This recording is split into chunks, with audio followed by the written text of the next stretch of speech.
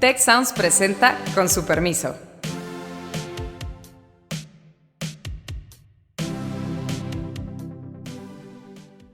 Con su permiso, yo soy Carlos Elizondo y hoy nos acompaña Alejandro Díaz Domínguez, profesor de la Escuela de Gobierno y Transformación Pública, y nuestra colega, amiga y podcastera Beata Boina. Bienvenidos a ambos.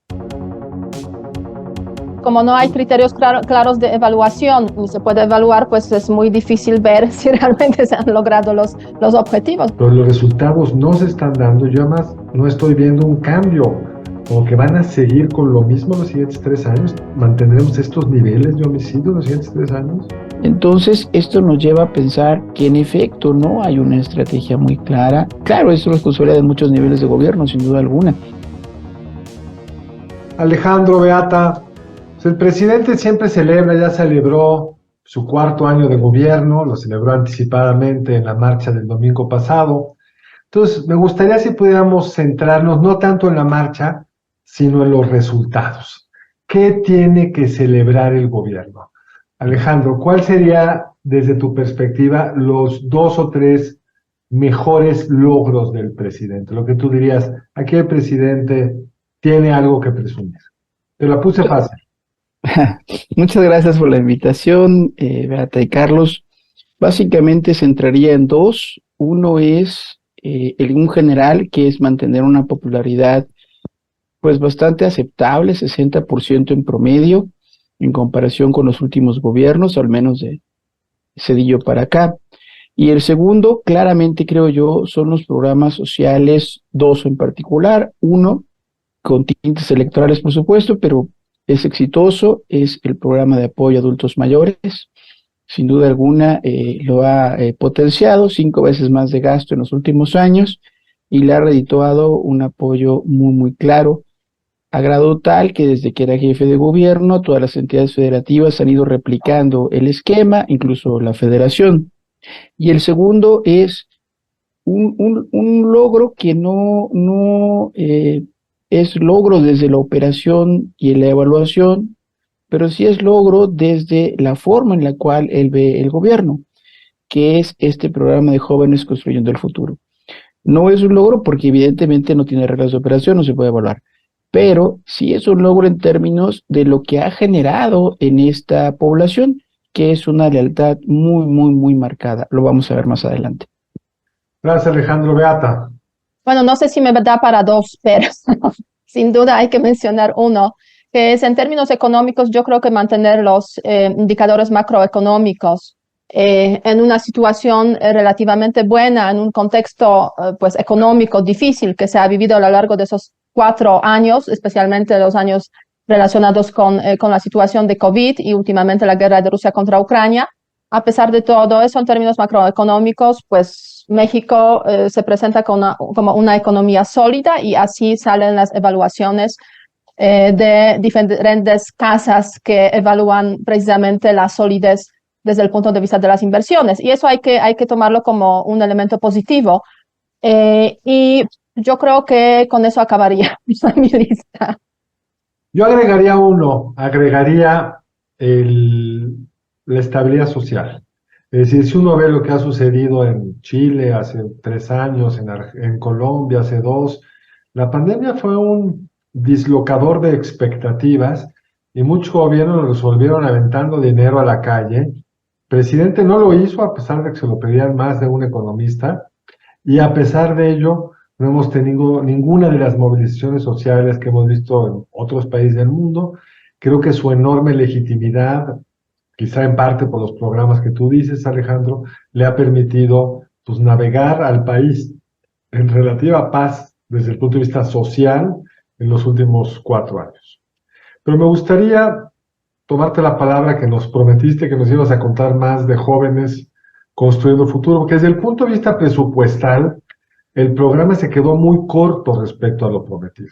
Iba a ser un programa gigantesco, que iba a realmente ser una diferencia, creían ellos. De hecho, fue un programa originalmente diseñado por terminar aparentemente como subgobernador Gerardo Esquivel, cuando estaba en el equipo del presidente electo. En vías de ser subsecretario de egreso, se pensaba en el equipo de Carlos Ursúa, y la idea del programa era muy ambicioso, era cómo damos entrenamiento a todos aquellos que ni estudian ni trabajan, que es una población gigantesca, cómo los insertamos al mercado de trabajo para que de esa forma, con este apoyo, aprendan cómo funciona esa disciplina, ese oficio, ese trabajo, se inserten y puedan tener trabajos formales hacia adelante. En esos términos, pues no es un éxito, Alejandro, porque el presupuesto es muy pequeño respecto a los 125,000, si recuerdo bien, millones de pesos que se esperaban, anda por 30, si recuerdo bien, y sobre todo no tenemos, deja tus reglas de operación, tampoco tenemos ninguna evidencia de que esta gente se la haya contratado. Entonces, ¿nos podrías ahondar un poco en esto, Alejandro? Sí, analizando un poco las encuestas del año pasado, las del 21, me encuentro con alguna que levantó Grupo Reforma a cargo de Lorena Becerra y pregunta por estos dos programas sociales, apoyos a adultos mayores y jóvenes construyendo el futuro. Si se es beneficiario directamente o si alguien de la familia. Y esto lo crucé con no aprobación presidencial, sino con apoyo a los órganos electorales, en particular al Tribunal Electoral y al Instituto Nacional Electoral. Lorena en su cuestionario también incluía una pregunta interesante que era aquella durante el proceso electoral, se acordarán, sobre si el presidente podía o no podía hablar del tema. También incluye esa pregunta. Entonces, bueno, controlando por muchos factores, lo que me encontré fue que si uno recibía o alguien de la familia recibía jóvenes construyendo el futuro, la probabilidad de que se apoyara al órgano electoral, al INE en particular, era muy baja en comparación con el resto de la población. Si uno lo hacía para adultos mayores, aquella pregunta de si usted está de acuerdo con que el presidente sea silenciado o algo así era el fraseo, pues los adultos mayores decían beneficiarios del programa, ellos o las personas beneficiarias o su familia, o alguien de su familia, decían, no, por supuesto que no, tiene derecho a hablar. Fuera de esos dos efectos, que no hubo otros en la encuesta, más allá de los obvios, aprobación presidencial, simpatía partidista por Morena, etcétera, sí me llamó la atención que, bueno, pues esos programas, más allá de los problemas que ya has enunciado de manera muy precisa, pues parece que tienen réditos electorales. Y creo que aunque sea un trabajo en ciernes, ya habrá que mejorar mucho las estimaciones que calculé, pero sí me parece que hay un efecto electoral de estos programas muy, muy claro. O sea, el éxito de los programas es respecto a su impacto electoral para el presidente, no respecto a los objetivos explícitos planteados en el programa. Así es. Bueno, la verdad es que como no hay criterios claros de evaluación, ni se puede evaluar, pues es muy difícil ver si realmente se han logrado los objetivos. O sea, yo creo que no cabe duda que el tema de los adultos mayores es un tema muy importante que había que atender desde hace tiempo, dada la situación de informalidad en la cual vive pues 60% de la población económicamente activa, y después se queda básicamente pues a expensas de sus hijos, ¿no? A ver si me ayudan para sobrevivir hasta el final de la vida. Entonces sí, no cabe duda que eso es un tema relevante, importante. Es una pena que que el presidente es tan reacio a las evaluaciones, o sea, realmente a implementar programas que podrían ser realmente buenos, aplicando pues metodologías correctas para que realmente permita eventualmente mejorar esos programas. Pero sí, lo que tú estás comentando, Alejandro, o sea, el objetivo principal, me da la sensación, es el tema electoral. O sea, sí, atender a ese grupo que es desatendido, ha sido desatendido durante pues décadas por, yo diría, prácticamente todos, y a expensas precisamente de los familiares. Pero el objetivo fundamental es el tema electoral, y a raíz de eso pues hay muchas desviaciones en este asunto, ¿no? De los programas sociales. Ya ni hablar de Sembrando Vidas, que tú no lo mencionaste como un logro porque realmente pues parece que, o sea, está muy, muy mal atendido este asunto, y realmente genera hasta los resultados contrarios a los planeados inicialmente.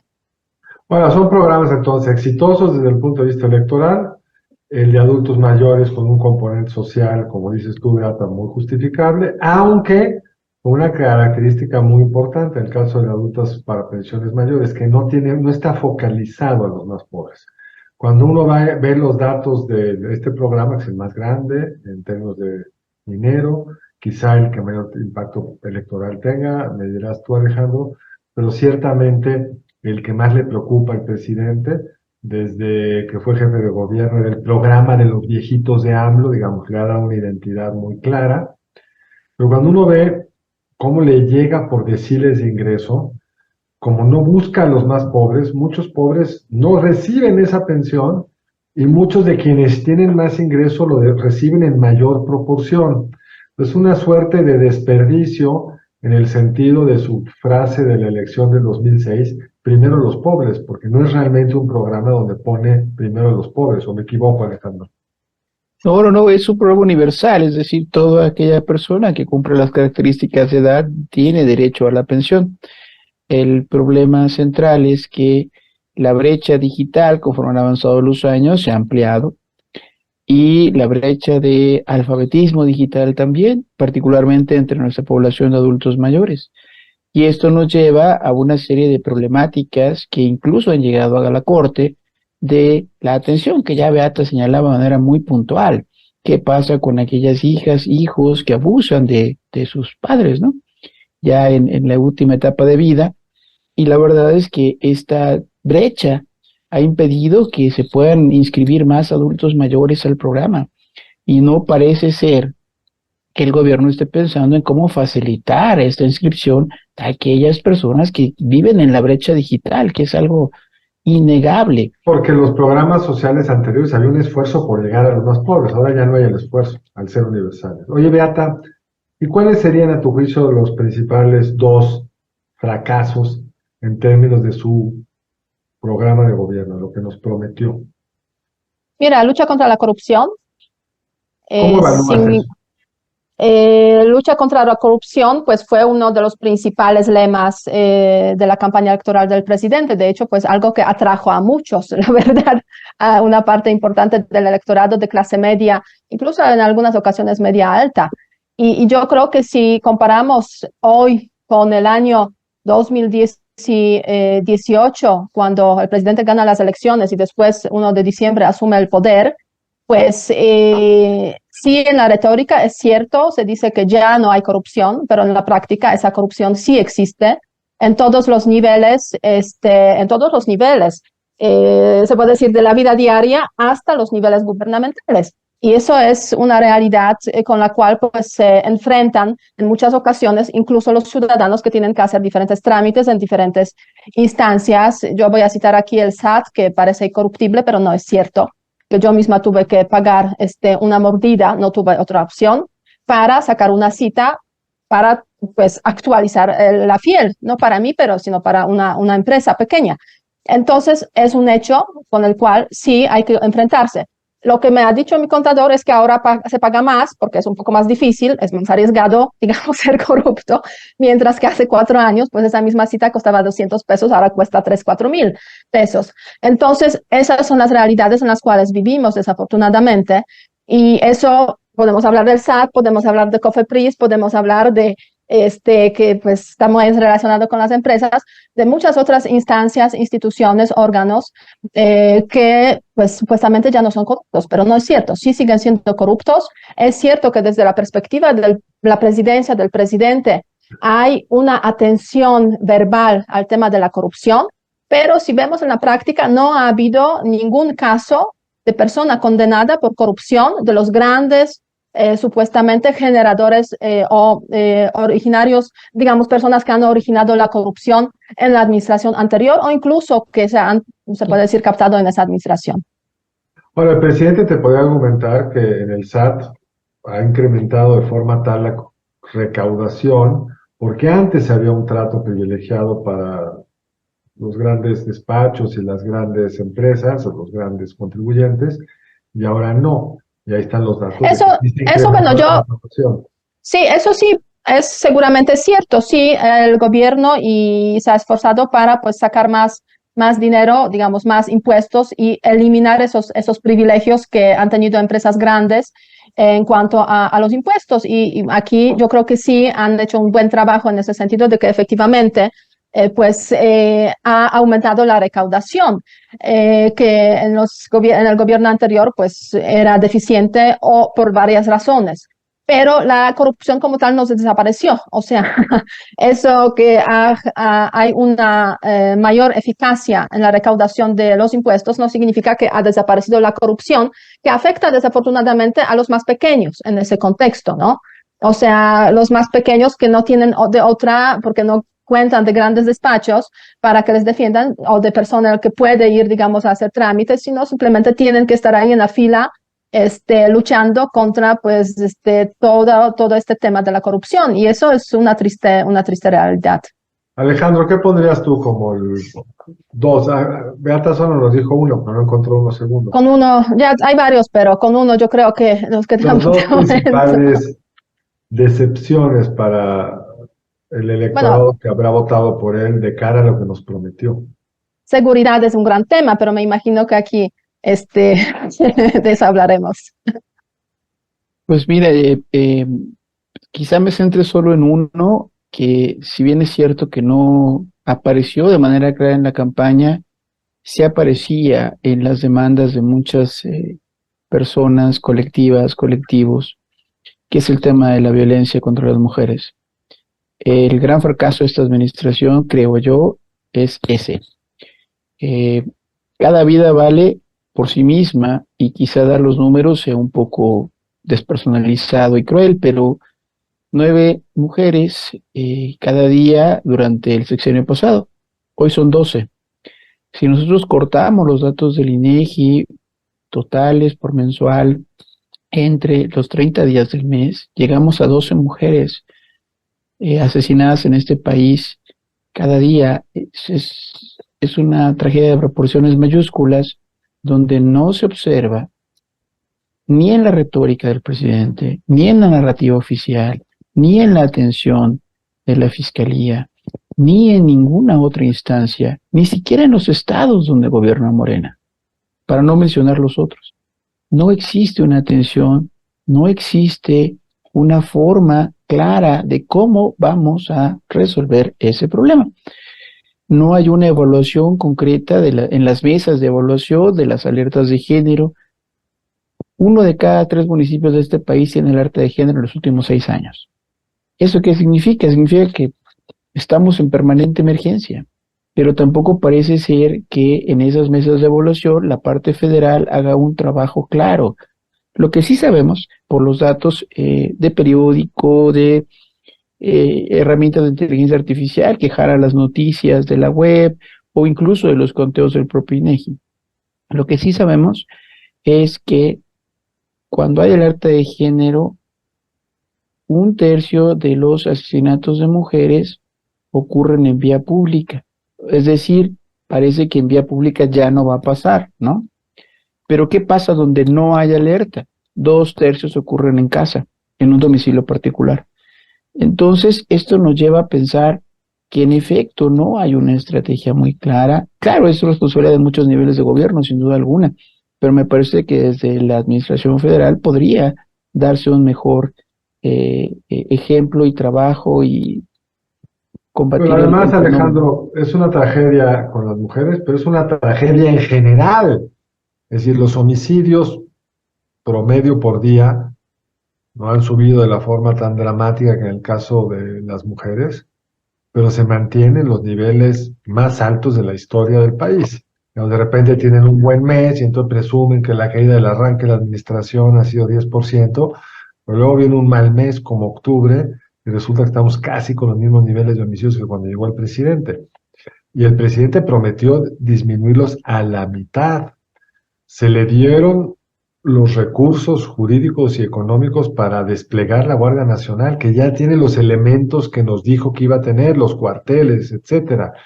Y sin embargo no parece haber una estrategia exitosa en materia de contención de la violencia. El presidente creo que pensó que bastaba no confrontar a los grandes cárteles para que eso disminuyera la violencia, y aunque eso claramente ha fracasado, no ha habido un cambio de estrategia. Y hay además como cosa otra vez en este enorme éxito electoral que sabe administrar el presidente, hay un enorme orgullo por el insumo del trabajo del presidente. Hace unos días celebrábamos las 1000 conferencias de seguridad nacional o de seguridad pública todos los días a las 6 de la mañana. Sí, es heroico en el sentido del uso del tiempo del jefe del Ejecutivo y la desmañanada de todos quienes lo acompañan. Y sí, pues muestra, por lo menos en la forma, un gran interés por el tema. Pero los resultados no se están dando. Yo además no estoy viendo un cambio, como que van a seguir con lo mismo los siguientes 3 años. ¿Mantendremos estos niveles de homicidio los siguientes 3 años? Perdón, Beata. No, perdóname. De hecho, yo creo, si no me equivoco, el presidente en la campaña electoral prometió que en los 3 primeros meses solucionaría el tema de la inseguridad. Ya si lo tomamos de forma, digamos, directa, las promesas del presidente y cómo empezó, con qué tipo de promesas y dónde estamos 4 años después. En ese sentido, Alejandro, tú mencionaste 10 hasta 12 mujeres al día. Pero si tomamos todos los homicidios y feminicidios juntos, van a ser como 100 más o menos al día. O sea, la estadística realmente es brutal en este sentido y va variando, pero no cambiando sustancialmente hacia la baja. Y yo creo que el tema de inseguridad es realmente una gran decepción para toda la población o gran parte de la población que ha sentido pues esa afectación en su vida diaria básicamente. Y yo diría, sí, con la corrupción se puede vivir, cierto, aunque hay situaciones, obviamente, cuando corrupción también mata, y hemos conocido casos de las administraciones anteriores, de los gobernadores, etcétera. Pero, en fin, en general, con la corrupción sí puedes vivir. Desafortunadamente, con la inseguridad que existe en este país, hay zonas donde pues es difícil sobrevivir. Y eso yo creo que es el punto que ha estado influyendo mucho también en cómo una parte de la población pues está como evaluando pues esa administración, ¿no? Porque a raíz de eso pues la solución presidencial ha sido pues básicamente creación de la Guardia Nacional, militarización del país, y eso sí también ha generado respuestas negativas incluso entre los seguidores de Morena y los seguidores del presidente. Entonces han generado situaciones realmente muy complicadas en ese sentido en el interior del país. Situaciones de las cuales pues vamos a ver qué pasa con la administración siguiente y cuál va a ser la apuesta de la administración siguiente, pero si no va a ser el tema de la inseguridad, pues qué puede ser, ¿no? La verdad. Ahora, lo que es muy interesante desde el punto de vista de la opinión pública, Alejandro, es que si tú le preguntas a la gente, ¿está usted satisfecha con la política de seguridad? En general no, o sea, la gente se da cuenta de lo que estás diciendo tú, Beata, lo que dijiste tú, Alejandro, pues ahí están los problemas de seguridad, pero no se ha trasladado a una pérdida importante de aprobación del presidente. ¿Esto es inusual o realmente el desempeño de las políticas públicas? Porque lo mismo sucede en el tema que tú mencionaste primero, Beata. La gente se da cuenta que la política anticorrupción no está funcionando bien. Y también la gente se da cuenta, la otra gran promesa del presidente López Obrador no cumplida, que íbamos a crecer al 4% anual, que cerraríamos el sexenio creciendo al 6%. El PIB per cápita para fines del sexenio, en el mejor de los casos, estará más abajo de cuando empezó la administración, y la gente lo ve en sus bolsillos. También evalúan mal al presidente o la política del presidente, pero siguen evaluando bien al presidente. Alejandro, ¿esto es usual, esta diferencia tan grande entre la política pública y el presidente? Y si es inusual, ¿cuánto se puede sostener o cómo ves esta tensión? Una comparación inevitable es con el innombrable, ¿no? Con Carlos Salinas.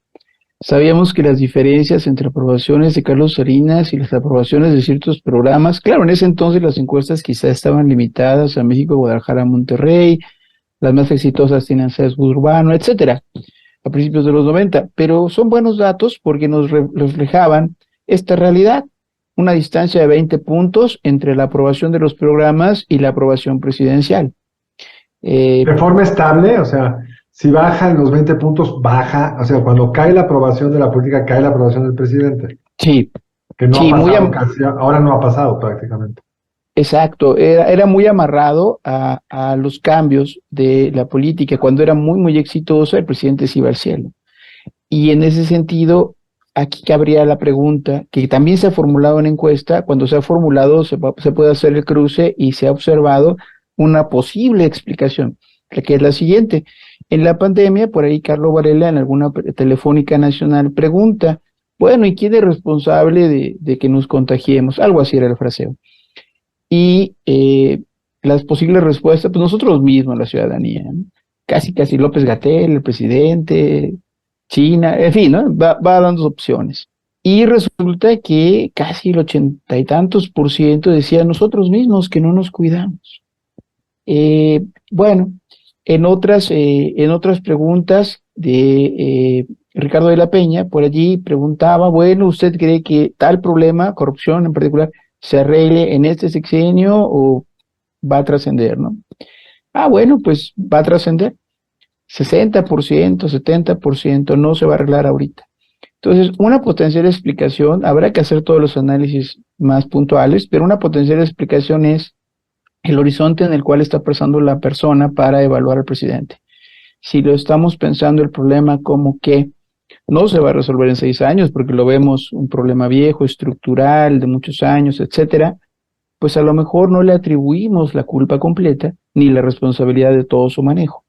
Y por lo tanto, quizá, en la medida en la que no se le atribuya una solución para ahora, para este periodo, sino para periodos subsecuentes, entonces la culpa, si se quiere ver así, o la responsabilidad, pues va a ser menos probable que se impute a la administración actual. Esa es una posible respuesta que he estado tratando de dilucidar. No tengo datos tan nuevos, muchos datos son 19, 20, algunos de 21, pero en realidad no hay tantos, no se formula esta pregunta de común. Entonces no es tan fácil verificar esta hipótesis, ¿no? Pero es una posibilidad. Nos queda poco tiempo, Beata, Alejandro. ¿Por qué no echamos una mirada a cómo se imaginan los siguientes 2 años? Es decir, viene un contexto mundial complejo, la guerra en Ucrania, la desaceleración o recesión en varias economías importantes, una inflación alta que parece empezar a ceder, pero no acabamos de tener claro cuán rápido, y pues toda esta inercia en corrupción, en inseguridad, etcétera. ¿Cómo se imaginan el cierre de sexenio? Beata, tú decías que hay estabilidad macroeconómica, ¿te la imaginas llegando hasta el final? ¿O qué te preocupa de cara a los últimos 2 años de esta administración? Mira, yo creo en términos aquí de estabilidad macroeconómica, sí, más bien podemos estar más o menos tranquilos. O sea, no va a haber como un bajón de repente, digamos, en la situación económica de México. No es una situación perfecta, está lejos de la perfección. A finales de este año, o sea, apenas hemos recuperado los indicadores de crecimiento de antes de la pandemia. Y el tema de la guerra de Rusia contra Ucrania, pues tampoco pone un escenario como muy optimista, porque pues se prevé para el año próximo, por ejemplo, una pequeña recesión en los Estados Unidos que puede durar como 3/4 del año, o sea, mínima, menos 0.1, pero bueno, siempre eso afecta también a México. Pero bueno, tomando en consideración que todo el mundo sufre en ese contexto internacional económico complejo, pues es obvio que México pues no va a despegar en ese contexto.